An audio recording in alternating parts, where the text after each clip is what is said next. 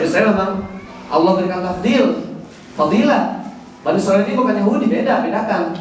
Yahudi yang hari itu Yahudi apa? Karbitan rasanya itu, Ashkenazi, yang jadi Ashkenazi. Ya, jadi itu sejarah hidup saya. 2011 saya tiba di Gaza. 2012 itu pengalaman pertama saya hidup dalam agresi militer. Bombardir dari darat, laut, udara. Masya Allah. Momen pertama saya itu mendengar bom. Itu saya lagi ngampus, terlambat ya di kampus. Saya duduk di ruangan kampus, tiba-tiba suara ledakan dekat dari kampus. Saya berdiri panik, ngelihat teman-teman saya pada tenang-tenang aja, gak ada yang bergerak. Biasa saja, lanjutin untuk bawa pelajaran. Saya dibawa sendiri dong. Ini apa sih? Saya dilihatin oleh yang bahwa dia anak baru nih, ketawa nih. Jadi gitu, itu pengalaman. Dan seterusnya namanya pengalaman hampir kena itu sering berkali-kali. Memang saya pun sudah berniat ya ketika saya di pesawat perpisahan dengan orang tua itu saya sudah kirim SMS saya bilang, Pak, Mak, doain supaya saya meninggal syahid di Gaza. Itu doa saya ketika mau ke Gaza itu. Karena saya pernah baca dalam satu riwayat, di antara fadilah orang yang meninggal syahid itu bisa memberikan syafaat kepada 70 anggota keluarganya. Itu yang saya kejar. Tapi 2012 saya hidup dalam agresi militer. 2014 juga saya hidup lagi dalam agresi militer. 2021, 2023 sudah saya syahid. Artinya Allah belum memberikan saya kemuliaan mendapatkan syahadah. Belum pantas saya itu. Ya maka saya bukan saksi sejarah, bukan saksi hidup. Saya lebih ke korban selamat sebetulnya. Korban selamat berbagai agresi militer ke Gaza. Ada yang bertanya kepada saya, Ustaz, kenapa Gaza? Israel ini kan sudah menguasai Palestina dari ujung utara ke selatan. 27.000 km persegi Palestina sudah dikuasai penuh oleh Israel. Terus kenapa Israel ini masih berambisi menguasai Gaza yang luasnya cuma 360 km persegi? Nah ini penting kita pahami. Kenapa Gaza? Ada apa di Gaza? Ini yang bertanya teman saya, lulusan Al-Azhar, orang Bengkulu. Ada apa sih di Gaza itu? Apa rahasianya itu? Saya bilang, kalau kita mau melihat ambisi atau latar belakang kenapa mereka menyerang Gaza, itu kita lihat ke flashback statementnya David Ben Gurion, Perdana Menteri Israel yang pertama.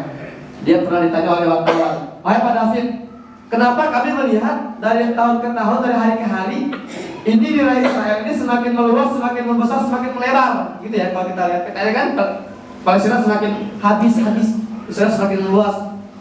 Di mana batas Israel itu?" Itu pertanyaan si wartawan. Apa jawaban David Ben Gurion? Batas wilayah negara Israel itu sejauh yang bisa dijangkau oleh tentara kami. Jadi ambisi mereka tidak pernah hanya sebatas Palestina, enggak. Kalau tentara mereka bisa menjangkau Arab Saudi, habis itu Arab Saudi itu. Kalau tentara mereka bisa menjangkau Lebanon, Irak, Suriah, bahkan kalau bisa menjangkau Magetan, habis ini Magetan ini. Tapi mereka nggak bisa. Kenapa? Karena mereka terbentur satu batu yang sangat kokoh, yang keras kepala, yang bernama Gaza. Takbir. Jadi Gaza ini sekarang seperti duri di kerongkongan Zionis yang membuat mereka tidak bisa melahap ambisi mereka ini. Jadi nggak berlebihan kalau kita katakan bahwa hari ini Gaza adalah benteng terakhir pertahanan Islam. Kalau Gaza tunduk, leluasa mereka menghancurkan Masjidil Aqsa. Satu-satunya alasan kenapa Masjidil Aqsa belum dirobohkan itu karena Gaza. Setiap kali mereka mengadakan ritual, sudah mau membeli sapi merah mereka untuk terus merobohkan Masjidil Aqsa, itu para pejuang Gaza menempel mereka. Mulai Palestina muncul lagi di permukaan berita mereka. Kalau nggak ada Gaza, sudah lama hancur tuh Masjidil Aqsa itu. 2012 saya ikut sebuah daurah di Gaza yang diadakan oleh Profesor Dr. Soleh Al-Rashid, Menteri Agama saat itu. Dia membuat daurah Al-Aqsa fi Khatar. Dia cerita kepada kami itu, Al-Aqsa ini secara matematis sudah runtuh. Karena sudah ada terowongan-terowongan digali di bawah Al-Aqsa itu.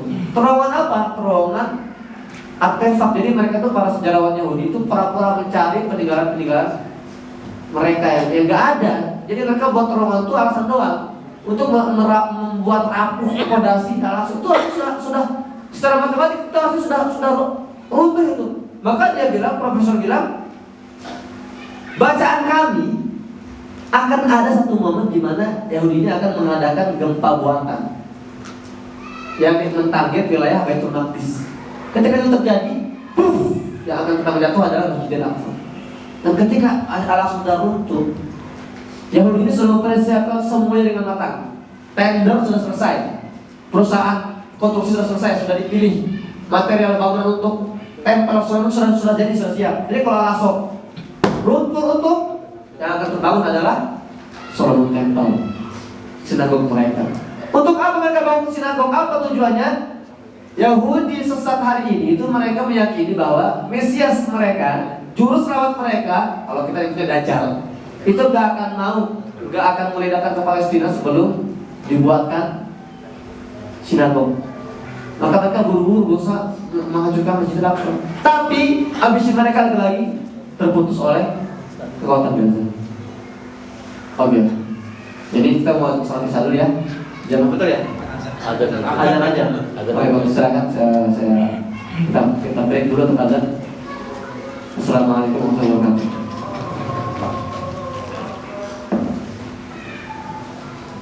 Allahu Akbar, Allahu Akbar. Allahu Akbar, Allahu Akbar.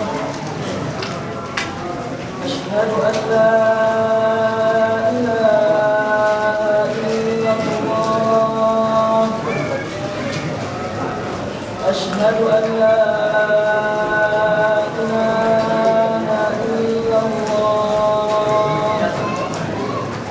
أشهد أن محمدا رسول الله. أشهد أن محمدا رسول الله. حي على الصلاة، حي على الصلاة، حي على الفلاح، حي على الفلاح. الله أكبر، الله أكبر. لا إله إلا الله.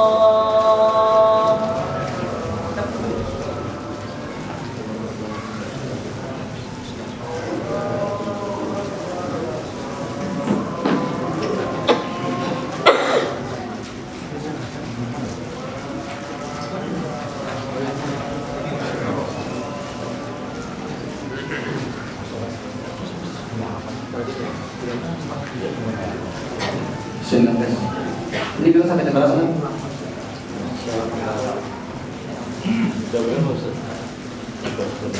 Lanjut. Jam 4 subuh insya Allah ya. Saya kalau ngisi kajian minimal 3 jam. Dan saya semenjak tiba di Indonesia, kita saya akan ceritakan ke sana ya.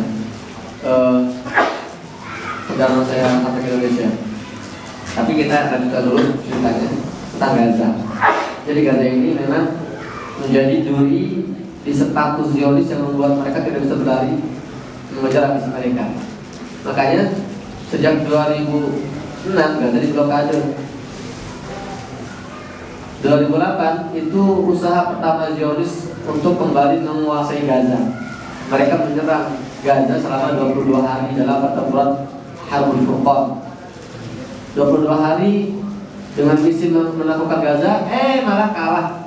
Zionis terpaksa menarik mundur pasukannya dengan membawa kekalahan telak. 2011 saya tiba di Gaza. 2012 Zionis balik lagi. Mereka kembali menyerang Gaza dalam agresi militer selama 8 hari dalam pertempuran Hijab Sijil. Lagi-lagi gak kalah lagi mereka. Jadi lebih singkat 8 hari. Kenapa? Karena mereka kaget. 2008 itu para pejuang Gaza itu cuma punya roket yang bisa menyentuh jarak 20 km, 25 km. Tiba-tiba 2012 para pejuang punya roket yang bisa menyentuh jarak 75 km. Langsung ke jantung Tel Aviv itu. Kaget mereka.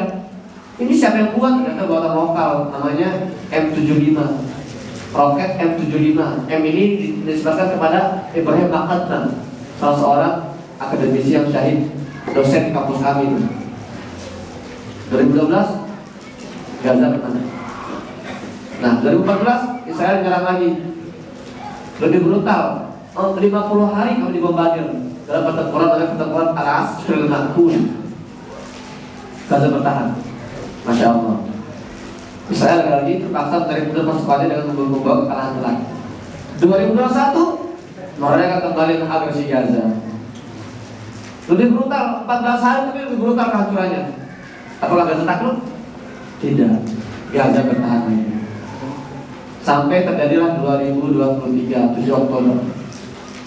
Untuk pertama kalinya Israel tidak menyebutnya agresi militer. Akhirnya mereka mengumumkan status perang. Terakhir kali Israel ini mengumumkan status perang tahun 73 ketika dikeroyok oleh negara-negara Arab. Kali ini mereka mengumumkan status perang melawan Gaza yang sedikit 360 km persegi. Dan mereka sadar, Israel ini Pak, Israel ini sadar meskipun mereka ini punya kemampuan militer yang sangat luar biasa. Mereka punya teknologi alutsista militer yang jauh dibanding Indonesia, mohon maaf ya. Jauh. Jet tempurnya, pesawat, helikopternya, kemudian tank-tank Merkavanya jauh. Dengan segala kelebihan mereka, mereka sadar kalau kami nyerang Gaza sendirian, kami pasti kalah lagi karena kami sudah sering berkali-kali coba dan kami gagal. Makanya kali ini Israel mereka perang-perangan mengemis ke Amerika, Inggris, Perancis, Jerman, Australia. Ayo dong bro, bantu kami dong. Dan itu disambut oleh Amerika itu. Amerika mengirimkan kapal-kapal hidup perangnya kan. Inggris juga sama. Hanya untuk melawan Gaza sekecil itu. Masya Allah. Ini gak logis sih. Kok bisa Gaza sekecil itu dikeroyok oleh negara-negara besar 9 bulan gak tunduk. Makanya ada satu momen salah seorang penceramah di Indonesia, ya, dia dianggap ustaz. Ini viral nih, sempat saya bantah itu videonya. Dia mengatakan gini, dia berusaha menganalisa Gaza dengan otaknya yang terbatas. Dia bilang gini, masa sih Israel dengan segala kekuatannya, dengan segala teknologinya dan backupnya nggak bisa ngalahin ormas kecil bernama Hamas? Nah kan dia berusaha mengolah tapi nggak bisa mencerna. Akhirnya dia berasumsi, dia mengatakan karena ternyata Hamas itu buatan Yahudi. Ada kayak begitu Pak? Nah dengar ya?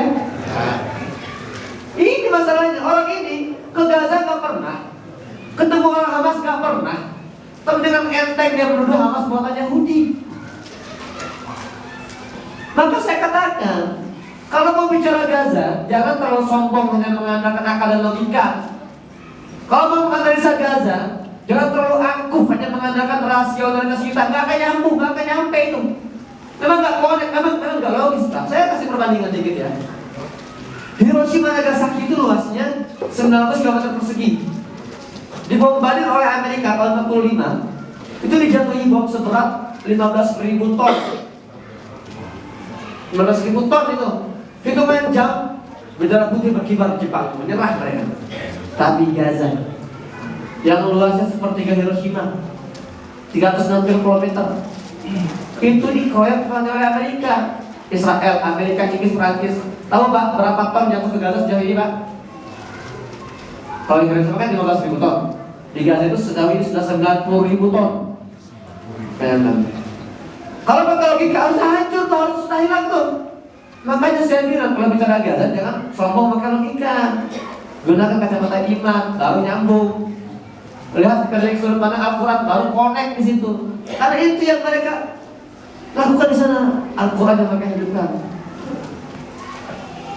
Jadi Gaza ini Masya Allah ya, luar biasa.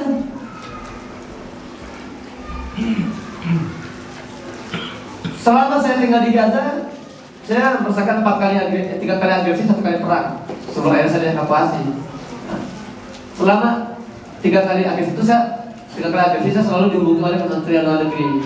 Maksudnya, ini kami memantau dari Indonesia, Gaza lagi di bombardir. Penjenengan mau evakuasi, boten.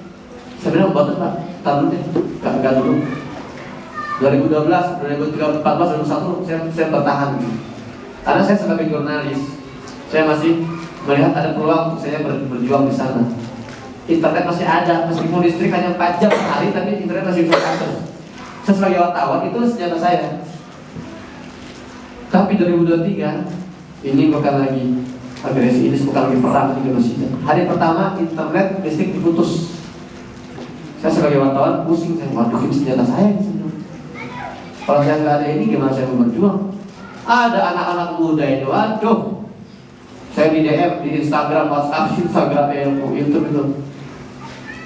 Maksud saya, antum sudah di Gaza bukan angkat senjata, kami yang di Indonesia digerah ingin jihad di sana, gitu kan? Ingin perang melawan Zionis, ente kenapa ente kayak ke perang? Dia pikir gampang gitu loh, masuk ke dalam kemiliteran para pejuang Gaza itu. Ada jutaan pemuda, ya ratusan ribu ya, nggak semua diterima. Ada kriterianya, ada spesifikasinya, postur tubuhnya, kemampuan tempurnya, hafalan Qurannya. Saya kalau daftar ke Al-Qasam misalnya mungkin diterima, tapi jadi divisi apa? Divisi cuci piring, yang bersihin toilet. Dan teman-teman saya di Gaza itu nggak setuju. Bang Hussein, antum jangan gabung dengan para pejuang. Kalau kamu gabung, kamu pasti bisa mau bunuh. Sebuah tentara, 3 tentara, itu kalau bisa. Tapi kamu sebagai wartawan kita mau butuh kamu, itu kata mereka. Kamu juga sebagai wartawan, anak-anak kami yang nggak bisa bahasa Indonesia, kamu yang bisa bahasa Indonesia. Kamu sebagai wartawan, kamu bisa menyentuh jutaan hati yang tak bisa kamu sentuh. Kamu bisa membuka jutaan pasang mata yang tak bisa kami buka. Maka perjuangan kami itu beda tapi lebih vital. Kalau saya angkat senjata, selesai sudah. Nggak bisa saya membuka mata-mata yang tertutup. Tapi karena perjuangan saya sebagai jurnalis, ya itu yang saya maksimalkan hari ini. Ini anak muda ini, waduh semangatnya. Stop, saya sudah tidak sanggup melihat kematian di Gaza, Ustaz. Tolong bukakan jalan untuk saya ke Gaza, Ustaz. Wah, saya tanya itu, menjenengan sakit bahasa Jawa, bahasa sakit, Ustaz. Waduh, saya bisa jawab bahasa Arab, saya bilang. Menjenengan sakit bahasa Arab, orang bahasa sakit, Ustaz. Gimana kalian mau jihad ke Palestina, nggak bisa bahasa Arab, mau pakai bahasa Jawa, nggak paham Abu Ubaidah.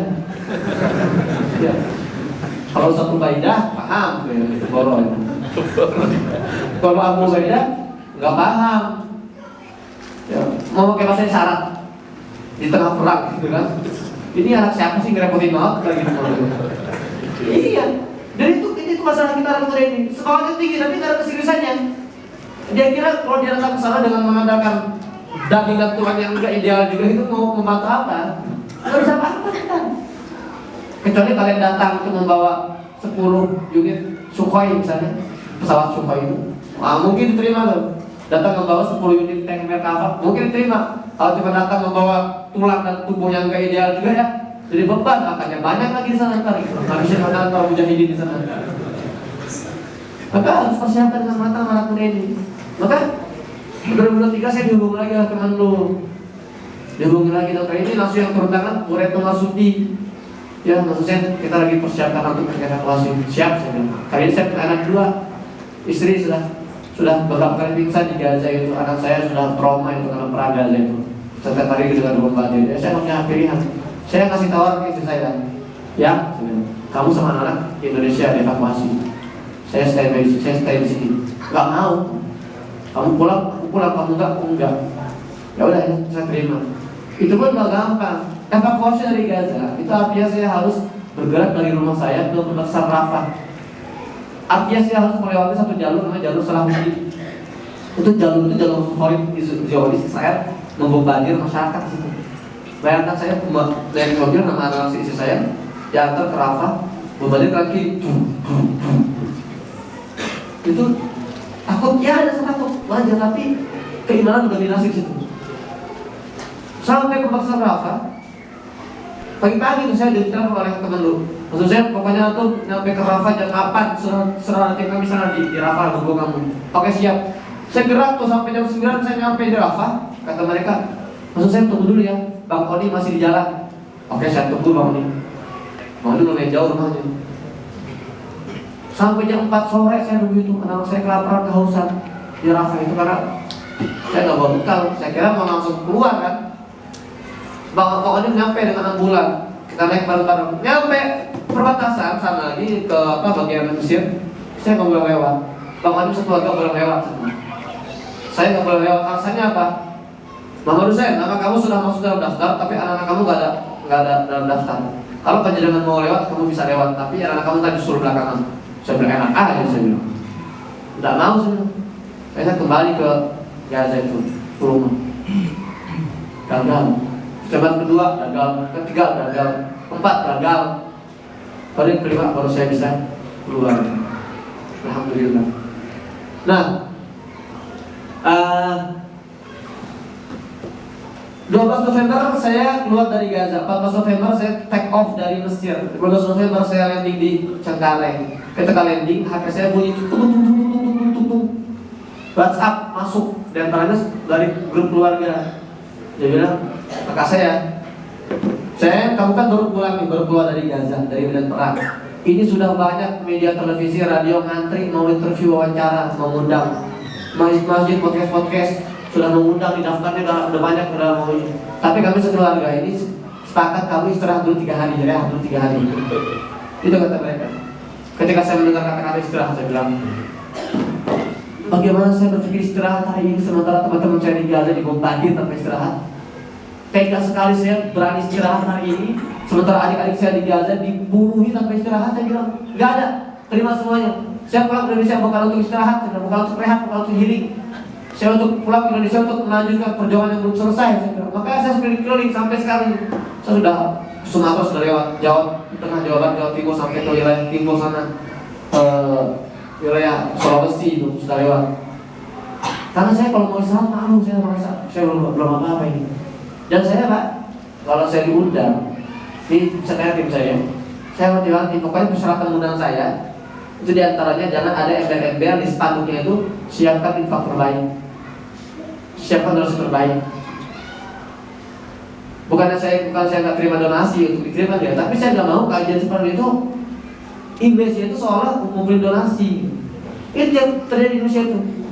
Jadi kajiannya nggak banyak, informasinya nggak banyak, lamanya di lelang itu, lelang apalah dalam masjid itu. Jadi sekarang banyak message-nya kalau bicara presiden udah kasih donasi, ntar pulang ke rumah itu yang kasih donasi yang nggak seberapa itu, pulang ke rumah merasa sudah gugur kewajiban saya, alhamdulillah. Mudah, enak saja. Hubungan kita dengan presiden bukan masalah hubungan donasi, bukan masalah materi, jauh lebih suci. Gaza itu Pak, kalau mau jadi orang kaya gampang, nggak perlu donasi kita, nggak perlu uang kita di Gaza itu. Serius. Karena Israel ini sudah mati-matian, nggak habis pikir cara menghabisi Gaza. Akhirnya Israel ini membuka satu penawaran. Sampai sekarang masih berlaku penawaran itu. Apa kata Israel? Wahai warga Gaza, kami berjanji kami akan cabut blokade dari kalian. Kami akan buka perbatasan. Kami akan mendirikan bandara tercanggih. Gaza punya bandara tapi hancur pada 2001. Kami akan dirikan bandara tercanggih. Kami akan bangun untuk kalian pelabuhan terhebat. Itu janji saya dan mereka bisa. Kami akan menjadikan Gaza ini wilayah semakmur, wilayah makmur sama Singapura.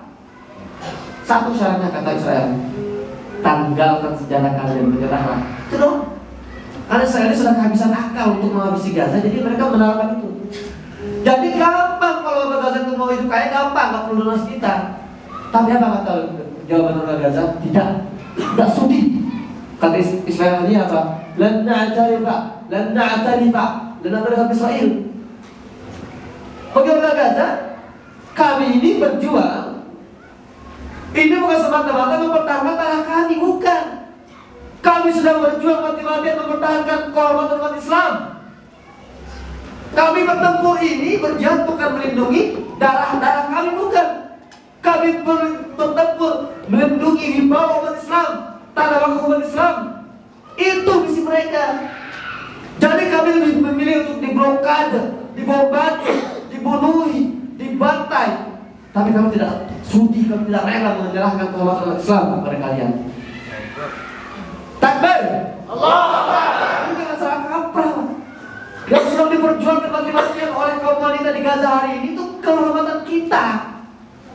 Itu ibadah kita, itu tanah wakaf punya kita yang sedang diperjuangkan itu. Jadi kalau kita berpikir dengan uang yang gak seberapa lama gugur kewajiban kita, ini salah total ini. Tapi saya gak mau kajian-kajian seperti ini, kajiannya cuma setengah jam, 10 menit bicara Palestina, ya, memperlihatkan kehancuran darah-darah, nangis terus kumpulin, enggak sebetulnya. Terlalu merendahkan umat Islam Palestina kalau kita bicara materi. Saya katakan ini kajian edukasi. Kita ini tak paham. Mohon maaf ya, sebagian dari kita tak paham substansi perjuangan Baitul Maqdis apa. Kenapa kita harus mengerahkan seluruh kemampuan terbaik kita untuk Baitul Maqdis? Kita hari ini sedang mengkhianati berjamaah amanat yang harus kita pikul itu Masjidil Aqsa itu. Saya sampaikan itu satu hadis yang sangat viral sekali. Saya yakin semua pernah dengar hadis ini. Dari Abu Hurairah, ada Abu Hurairah berkata, Sabda Rasulullah, ini hadis ini disepakati Bukhari Muslim, muttafaqun alaih. Matan hadis ini, la tushaddu rihal illa ila thalathat masajid. Al-Masjidil Haram, wa Masjidil Hada, wa Masjidil Aqsa. Kata Nabi bersabda, wahai para sahabat, jangan kalian memaksakan diri pergi jauh-jauh dari rumah kalian, kecuali kalau mau mendatangi 3 masjid ini, kata Nabi. Masjidil Haram di Makkah, Masjid Nabawi, Madinah, Masjidil Aqsa di Palestina. Sayangnya kita hanya memahami kulitnya. Hadis ini terpampang itu di mana? Di kantor-kantor travel itu. Tapi kita gagal memahami substansinya. Apa substansinya? Ini adalah hadis tentang instruksi, titipan amanat wahai umat Islam. Sepeninggalku nanti, kalau aku wafat, aku titipkan pada kalian 3 masjid ini. Jaga baik-baik. Jangan sampai sedih.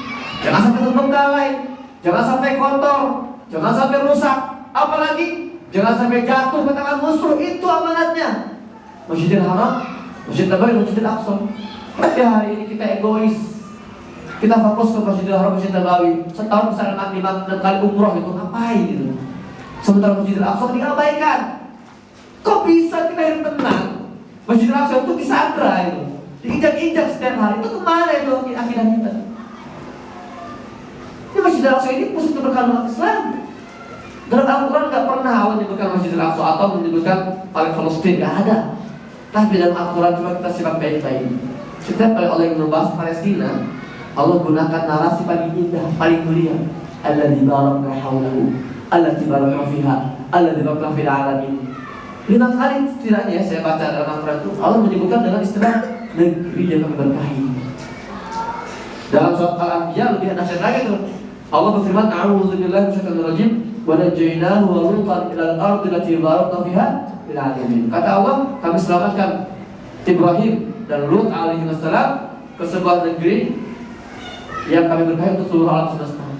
Itu kunci. Jadi keberkahan Palestina itu sangat berdampak pada alam semesta seluruh dunia. Maka, kenapa hari ini umat Islam hidup terhina, hidup terjajah, hidup direndahkan, hidup lemah? Karena hari ini keberkahan umat Islam sedang tersumbat oleh penjajahan Zionis di Baitul Maqdis. Itu kuncinya. Jadi mohon maaf, kemarin ketika masa-masa pemilu saya sudah wanti-wanti kaum muslimin Indonesia jangan terlalu berharap besar pada calon pemimpin kita, presiden kita, sejenis apapun, sepintar apapun, seganteng apapun, soleh apapun, kalau tidak ada perjuangan Baitul Maqdis dalamnya akan kelompok, akan kompong dari perjuangan keberkahan kita. Gak akan berubah nasib kita ini. Selama Masjidil Aqsa sudah dibebaskan, selamanya kita akan hidup terhina. Maka Nabi SAW itu ketika kita melihat sejarah itu mati-matian perjuangan Baitul Maqdis itu. Masya Allah. Hari pertama ketika Jibril AS turun memberikan wahyu surat Al-Alaq, Iqra. Di hari yang sana Allah ikat perjuangan beliau dengan perjuangan Masjidil Aqsa. Kok bisa? Ceritanya kita semua sudah dengar cerita dari Nabi. Ketika turun dari Gua Hira dengan kondisi menggigil.